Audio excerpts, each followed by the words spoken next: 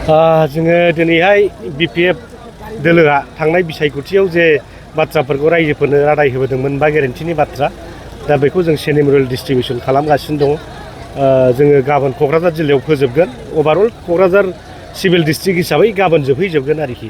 दा बेवहाय नुनो मोन्दों जोङो जोंनि जे रायजो राजाफोरनि अनसायनाय मानाय आरो जोंनि जे खोथाफोरखौ जे रादायफोरखौ दिनै लाखिबाय बेनि थाखाय रायजो राजाफ्रा मोजां मोनसोगारदों आरो दिनै बेखौ नुनानैनो दिनैहाय माने इउपिपिएलनि थासारिया दिनै माने बायग्रबलांबाय जायनि जाहोनाव दिनै जे इउपिपिएलनि बागा नेता बिथांमोना दिनै इउपिपिएल गारनानै बिपिएफआव फैबाय।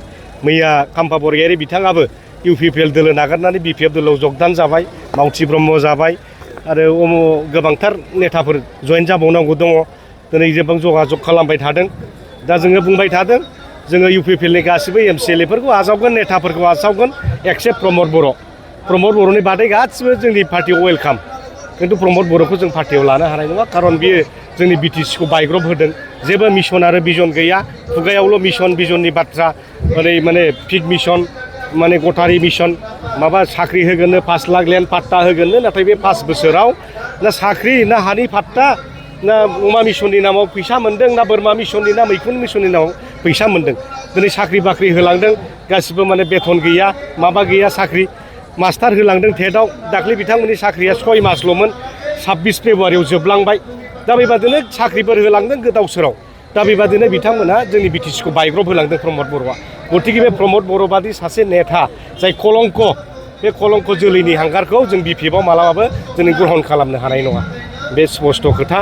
आरो जोङो दिनै तीब्र गति जोङो गोख्रै दिनै खारगासिनो दङ। दिनै साख्रि बाख्रि होनायनि खामानिया आराम्भ जाबाय। जे खामानिखौ प्रमद बर'आ 4-5 बोसोराव मावनो हायाखैमोन, सिएसपि गठन खालामनो बेनो 4.5 बोसोर नांदों। दा दिनैहाय बिथाङा साख्रि होलांदों, गासिबो भेजालजोब। ओंखायनो जोङो 3 मासावनो सिएसपि दादों। 3 मासनि गेजेराव जोङो दा फरेस्ट डिपार्टमेन्टआव माबा होबाय, बिज्ञापन होबाय बा एडभार्टिसमेन्ट होबाय। आरो नै माबायाव जोंनि एडुकेसन डिपार्टमेन्टआव एपइन्टमेन्ट होनो थाखाय दिनै भेरिफिकेसना सोलिगासिनो दङ। हाई स्कुल टेटनिबो दिनै साख्रि होनायनि बेबस्था सोलिगासिनो दङ। एसआइनि एपइन्टमेन्टनि माबा बेबस्था सोलिगासिनो दङ। दिनै मेडिकेल डिपार्टमेन्ट, दिनै हेल्थ डिपार्टमेन्ट, दिनै ससियेल वेलफेयार डिपार्टमेन्ट, बे डिपार्टमेन्टआव गोबांथार भेकेन्ट पस्ट दङ। दा बेखौ जोङो इलेक्सन बायखांनायनि उनाव सिएसबिनि गेजेरजों जों बेखौ रिक्रुटमेन्ट खालामनाय जागोन। आरो गोबांथार डेभेलपमेन्टेल खामानिफ्रा सोलिगासिनो दं। लामा दालां बानायनाय, दिनै अडिट'रियाम हल बानायनाय, दिनै डिजिटेल अडिट'रियाम, दिनै बाथौ मन्दिर लुफुंनो माने संकस खेराइ बाथौ मन्दिराव दिनै 50 कोटि थाखा होनाय जाबाय। दिनै डिजिटेल स्टुडिअ, दिनै जुबिन दानि नामाव पार्क, अडिट'रियाम हल भुपेन हाजरिकानि नामाव, बिर सिलारायनि नामाव, दिनै बेबादिनो गोबांथार हेन्डलुम एन्ड टेक्सटाइलनि दिनै प्रडाक्सन सेन्टार एन्ड मार्केटिं दिनै बेवहाय दिनै माने मोनबा 100 कोटिनि दिनै खुथा स्थापन जाबाय। दिनै आसाम मालानि खामानि सोलिगासिनो दं। सिएम गुडउइल मिशननि खामानि सोलिगासिनो दं। 15 फाइनान्स 6 फाइनान्सनि खामानि सोलिगासिनो दङ। दा तीब्र गति दिनै गोख्रैयै 100 स्पिडआव खारगासिनो दङ। दा दिनै आं खावलायगोन रायजो राजाफ्रा जाहाथे बयबो फैबाय थानाय एसेम्ब्लि इलेक्सनाव बिपिएफनो भट होनानै देरहासार खालामबावो आरो 15थायाव 15था देरहानानै जाहाथे बिटिसिआ जेसेबांनाखि देरहालाङो बिनि गेजेराव जाहाथे जों साबा केबिनेट मन्त्रि मोननो हायो। बेनि थाखाय आं रायजो राजाखौ खावलायगोन। बे इउपिपिएल टिउपिपिएल जेबो थानो नांला। दा बिथांमोना जे खान्थि मावलांदों जोंनि जाथिया दिनै फासयनासो थालांदों। ओंखायनो दिनै जों मोनसे बिकल्प साननो नाङा। मोनसेल' पलिटिकेल पार्टि जों दिनै लाखिनांगौ बिटिसिआव, बेनो जाहैबाय हाग्रामा महिलाया दैदेननाय बिपिएफ पार्टि। आरोबाव इउपिपिएलनिफ्राय फैबावगोन नामा बिपिएफ? गोबांथार जगाजग खालामदों। दिनै रोनगोरा नार्जारि बिथांमोनाबो जगाजग खालामदों। धनन्जय, दिनै राकेश ब्रह्म बिथांमोनाबो जगाजग खालामदों। दा बिथांमोना फैथों, जेबो आपत्ति गैया, नङा होमबा? बे गरायबाय माने सिं बायनायाव सोर गाखोनानै बहा थांनो? बे बैथा गैयि नावआव गाखोनानै ना मा जानो बेहायलाय? दा ओंखायनो फैथों बयबो, जगाजगा जागासिनो दंखायो। रोनगोराबो हयथ' एमपि टिकेट मोनफिनबानो रायजो सभायाव बेबो फैगोन। दा बेबादि खौरांफ्रा दिनै सोलिबाय थादों आरो मालाय। इउपिपिएल हिसाबै थानाय नङा नामा? इउपिपिएल हिसाबै बिथांमोना खाथा खुलिनाय नङा। बिसोरना सेभिंस एकाउन्टआ जिर' जासिगोन। जेरेखम मानसिफोरना माने बेंकआव एकाउन्ट थायो, फैसा गैया मा गैया माबा जायो, केवाइसि होद्लाबायनाङो बेफोरबादि आरोखि। दा बेबादिनो बिथांमोननि माने एकाउन्टआ खाथाया बन्द जासिगोन दिनैहाय। माखासे साननि सिगां बुंदोंमोन जे माखासे दानल' सोलिगोन होननानै। बे जाहैबाय माने मोदावखानि बाथ्रा, नङा होमबा? गियान गैयिफोरनि बाथ्रा बे। 28ता मोनखांनानै आरो मैया खाम्फा फैदेरबावना 29ता जाबाय। गाबोन आरो दावबायसा फैयोबा 30ता जाबावगोन, नङा होमबा? दा बेवहाय बबे अंकखौ लानानै बुंखो? दा दाख्लैबो बुंदों आङो जे पलिटिकेल एलजाब्राखौ रोङा, बिसोरो केमिस्ट्रिखौ मिथिया, नङा होमबा?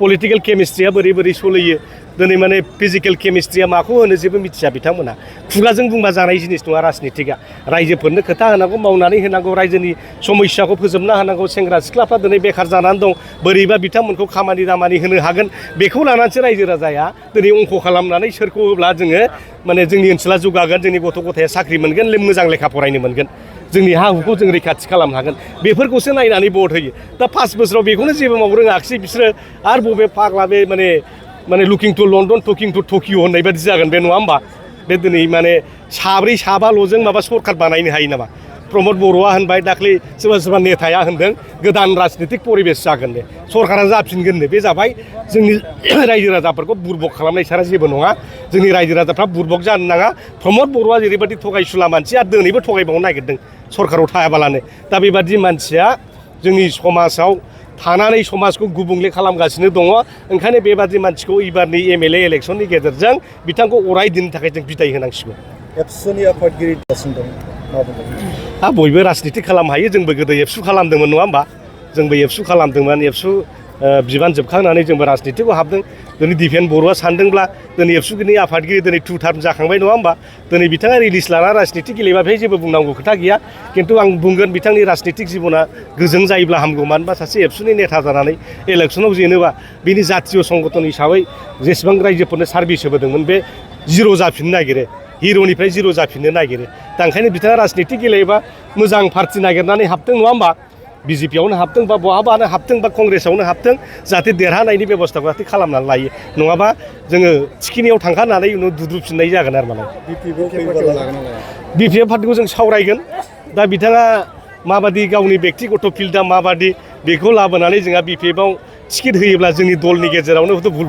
बुजिबो जानो हागौ नामा बे गासिबो इकुवेसनफोरखौ थिग खालामखांनानैसो बिथांखौ जों दलाव लाबोनो हागोन दा जों सावरायगोन बिथाङा हयथ' माबा मोनसे एंगेलजों हयथ' मेसेजबो होदों जोंनि हाग्रामा महिलारि सारनो बिथाङा खोनादों जोङो ट्रेक्टरनि सावगारियावथ' गेलेनानै लाब गैला दा मा सावगारियाव गेलेगोन दा बिथाङाथ' सावगारि नागिरगासिनो दङ बबे सावगारियाव थानानै गेलेबा देरहागोन दा बिथांनि खोथा बिथाङा दाबो सम दंबावो दा नैबे आधा माससो सम दंबावो बेवहाय जाहाथे बिथाङा मोजां सथिक सिद्धान्त लानानै मोजां राजनितिक दलाव हाबो बेखौ आं बिथांखौ खावलायगोन क'क्राझार सानजानि एसेमब्लि इलेक्सनाव बिपिएफनि दा दिनै जों नुदों आरो बेवहाय खुनु माने सुथ्रुआ गैला अलरेडि दमन जाजोब्बाय दा जों फैबाय थानाय बिसयखथियाव दिनै जों माने रंजा खुसि बारलांनो हासिगोन बे माने आरो आफ्टार माने एसेमब्लि इलेक्सन बेवहाय माने खुनु बिर'धि दल गैला दाथ' बिर'धि दल गैला अपोजिसन लिडार खाम्फा बर गैया ओरैनो रिजाइन होनानै बिपिएफआव फैबायबा दा बिटिसिआव अपोजिसन गैयै मोनसे परिबेस जाबाय आरो मालाय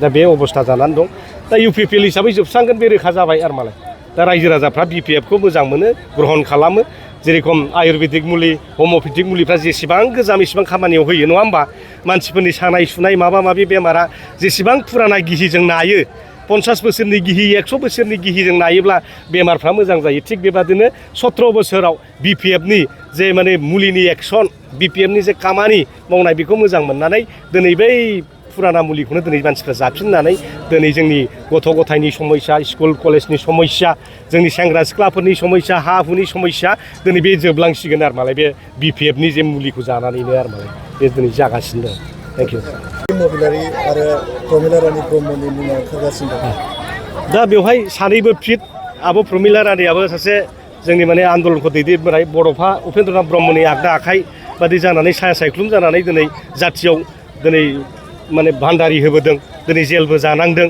एमएलएबो जाबाय मन्थ्रिबो जाबाय दा बेहाबो गावनि जथेस्थ' क्वालिफिकेसना दङ सेक्रिफाइसआ दङ जाथिनि थाखाय आरो शिउलि मेम'रियाल मेडामाबो जथेस्थ' गियानि एक्सपार्ट नङा होमबा दा बेवहाय जोंनि पार्टिआ डिसिसन लागोन जोङो पार्टियाव रायलायगोन सोरनो होयोब्ला जों देरहानाया खाथां जागोन आरो सोरखौ होयोब्ला रायजो राजाफ्रा बजबगोन बिनि सायाव जोङो माने मोनसे सिन्तन बैठक खालामनानै जों बेखौ थिग खालामनाय जागोन